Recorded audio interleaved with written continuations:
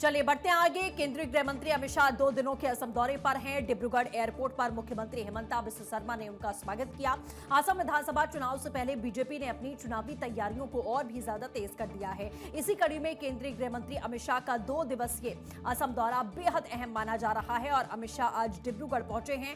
वहां कुछ आधिकारिक कार्यक्रमों में शामिल होने के बाद में गुवाहाटी में पार्टी और गठबंधन नेताओं के साथ में चुनावी रणनीति पर मंथन किया जाएगा। माना जा रहा है कि इस दौरे के दौरान एनडीए के भीतर सीटों के बंटवारे को लेकर अंतिम रूपरेखा तय हो सकती है। वहीं पार्टी सूत्रों के मुताबिक अमित शाह की बैठकों का फोकस आगामी विधानसभा चुनाव में एनडीए को एकजुट और मजबूत तरीके से मैदान में उतारने पर रहेगा।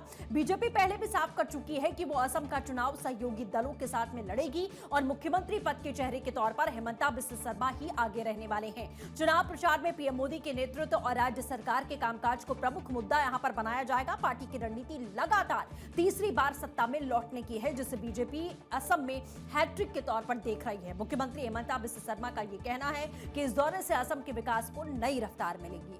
अपनी इस यात्रा के दौरान में अमित शाह बीजेपी के वरिष्ठ नेताओं के साथ बैठक करेंगे और इस बैठक में आने वाले विधानसभा चुनाव के लिए रणनीतियों पर चर्चा होगी।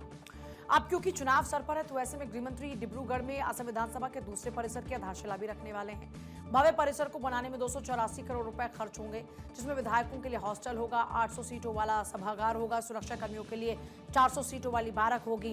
ये पूरा काम अगले 30 महीनों में पूरा करने का लक्ष्य भी रखा गया है। खेलों को बढ़ावा देने के लिए अमित शाह एक आधुनिक खेल परिसर के पहले चरण का उद्घाटन करेंगे।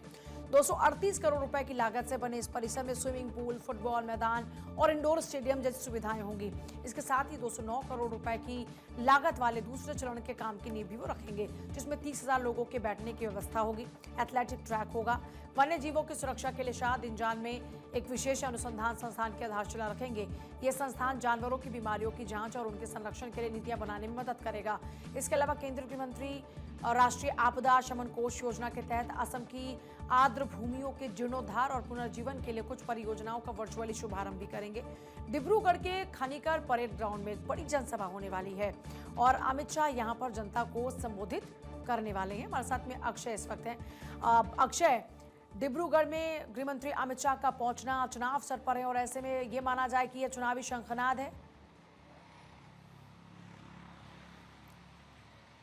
कहा जा सकता है। उससे पहले शंखनाद तो प्रधानमंत्री नरेंद्र मोदी ने पिछले दिनों कर दिया था जब असम दौरे पर वो गए थे, लेकिन ये निश्चित रूप से कहा जा सकता है कि रणनीतिक लिहाज से काफ़ी महत्वपूर्ण दौरा अमित शाह का है। और जिस तरह से असम में तीसरी बार लगातार सरकार बनाने का ख्वाब बीजेपी देख रही है, उसमें ये मीटिंग, आज की मीटिंग बहुत महत्वपूर्ण होने वाली है।